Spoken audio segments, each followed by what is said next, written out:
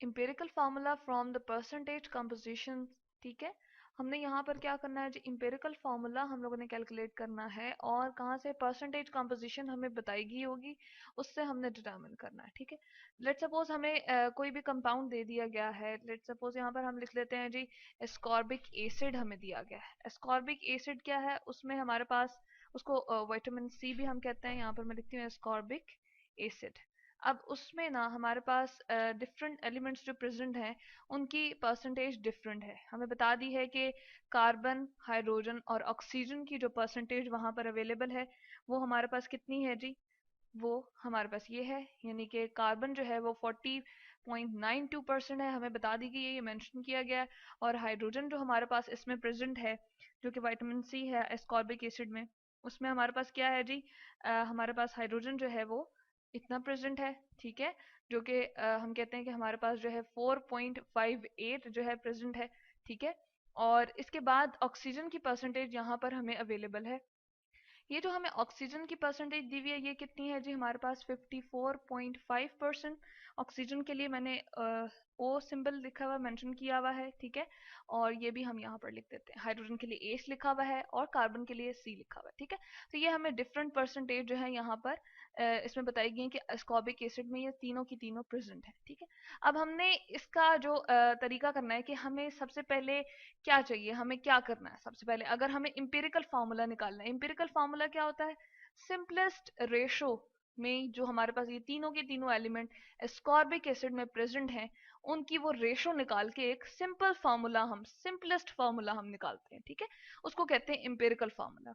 तो वो हम उसके लिए सबसे पहला काम क्या करेंगे, हम ये काम करेंगे कि हम इनकी जो परसेंटेज है उनको डिवाइड करेंगे उनके रिलेटिव अटोमिक, हम कहेंगे कि उनके रिलेटिव एटॉमिक मास से हम जो है वो क्या करेंगे, डिवाइड करेंगे। जो कि हमारे पास कितना है, हम हर एक का जो है वो यहाँ पर मेंशन करते हैं।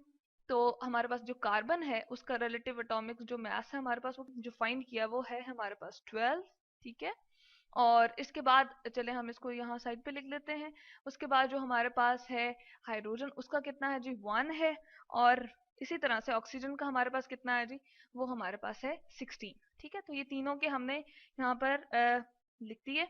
ये तीनों हमें नोन होते हैं, पता है हमें।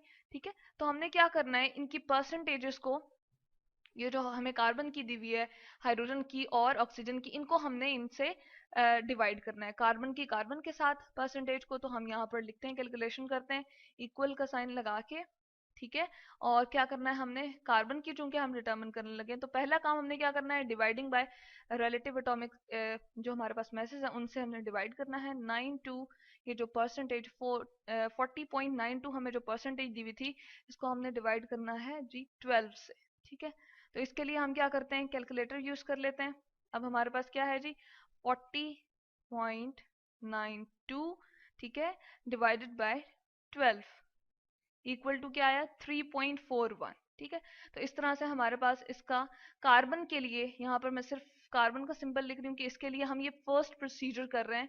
और वो क्या है कि हमने परसेंटेजेस को डिवाइड कर दिया है और हमारे पास आंसर आ गया, रिलेटिव एटॉमिक मास से हमने डिवाइड किया कार्बन के, तो हमारे पास आंसर आया 3.41। ठीक है, ये एक आ गया। उसके बाद हम नेक्स्ट जो करेंगे वो है हाइड्रोजन की परसेंटेज। ठीक है, उसके लिए मैं यहाँ पर एच लिख देती हूँ। ठीक है, ताकि हमारे पास यहाँ पर एक ये याद रहे हमें 4.58, क्योंकि परसेंटेज है, डिवाइड करेंगे 1 से तो हमारे पास आंसर क्या आएगा जी, 4.58। बल्कि इसका जो हमारे पास है, इसको थोड़ा और अगर हम बेहतर करके लिखें तो हाइड्रोजन का जो हमारे पास आता है वो आता है जी 1.008 हम लेते हैं रिलेटिव एटॉमिक इसका जो मास है। तो हम ऐसा करते हैं कि 4.58 को डिवाइड कर देते हैं 1.008 से, तो हमारे पास क्या आ जाएगा, 4.54। हम यहाँ पर लिख देते हैं 4.54। तो ये फर्स्ट प्रोसेस हमने यहाँ पर हाइड्रोजन के लिए भी कंप्लीट कर लिया। उसके बाद नेक्स्ट हम किसके लिए करेंगे, ऑक्सीजन के लिए। तो ऑक्सीजन के लिए मैं यहाँ पर ओ मेंशन कर देती हूँ 54।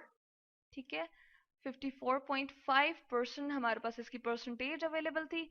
डिवाइडेड बाय हम 16 करेंगे तो हमारे पास आंसर क्या आएगा, अगेन कैलकुलेट करेंगे तो आ जाएगा 406।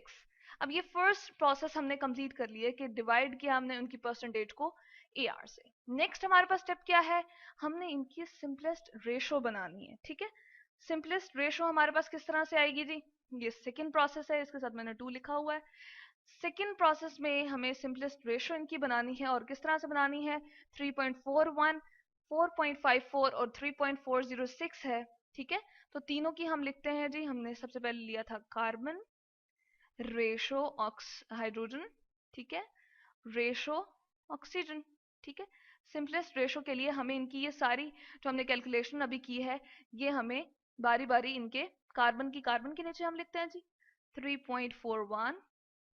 ठीक है, इसी तरह से हाइड्रोजन की लिखते हैं रेशो 4.54।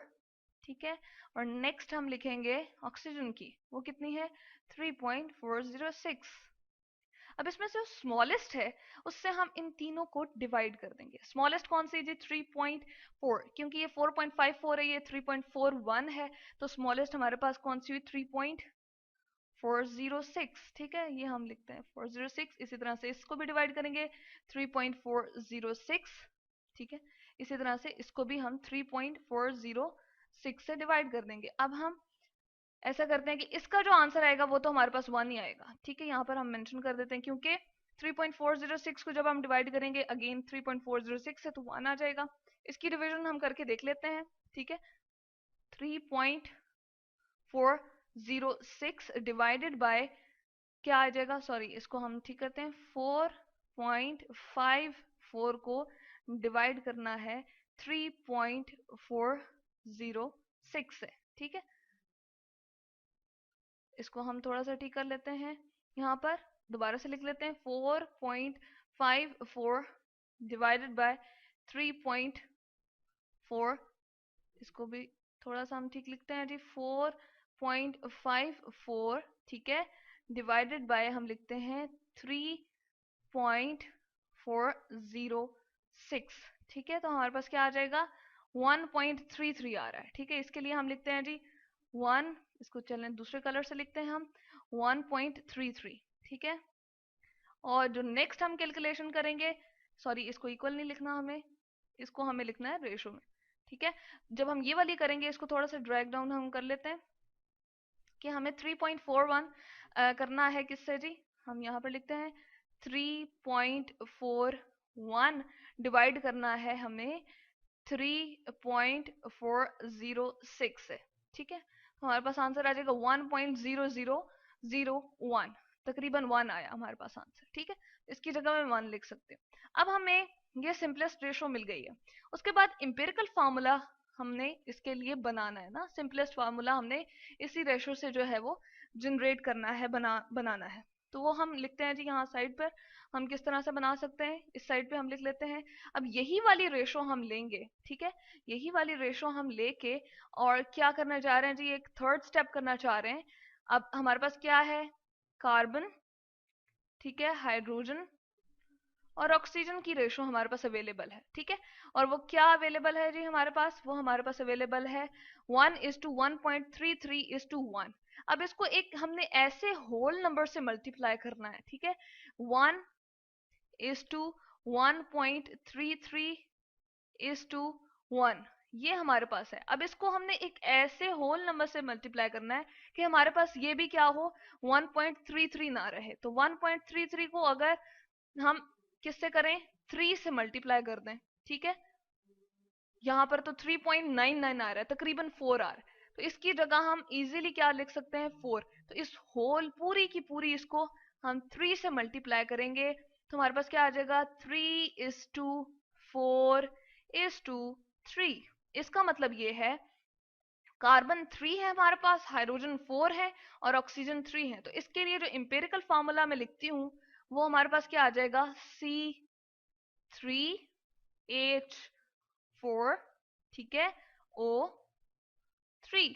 ये एस्कॉर्बिक एसिड का हमारे पास जो है फार्मूला जनरेट हो गया है। ठीक है जी, इसको हम कहते हैं विटामिन सी भी। ठीक है, तो हमने यहाँ से कैलकुलेशन देख ली, मैं यहाँ पर लिख देती हूँ एस्कॉर्बिक एसिड।